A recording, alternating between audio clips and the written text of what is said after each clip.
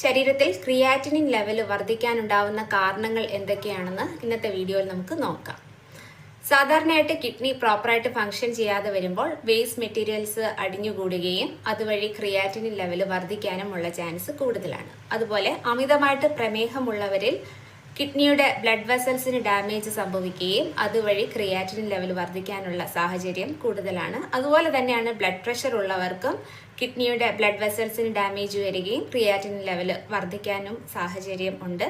അതുപോലെ ചില immune സിസ്റ്റത്തിനെ affect ചെയ്യുന്ന ചില ഇൻഫെക്ഷൻസ്, സെപ്സിസ് പോലുള്ള കണ്ടീഷൻസിലും ക്രിയാറ്റിനിൻ ലെവൽ വർദ്ധിക്കാനുള്ള ചാൻസ് കൂടുതലാണ്. അതുപോലെ യൂറിനറി ബ്ലാഡറിൽ എന്തെങ്കിലും ബ്ലോക്കേജ് വരികയും, അതായത് കിഡ്നി ട്യൂമർ അല്ലെങ്കിൽ കിഡ്നി സ്റ്റോൺ പോലുള്ള അവസ്ഥകളിൽ യൂറിൻ ശരിക്ക് പാസ് ചെയ്യാൻ പറ്റാതെ വരുമ്പോൾ കിഡ്നിയുടെ ഫംഗ്ഷനെ അത് അഫക്റ്റ് ചെയ്യുകയും ക്രിയാറ്റിനിൻ ലെവൽ വർദ്ധിക്കാനുള്ള ചാൻസ് കൂടുതലാണ്.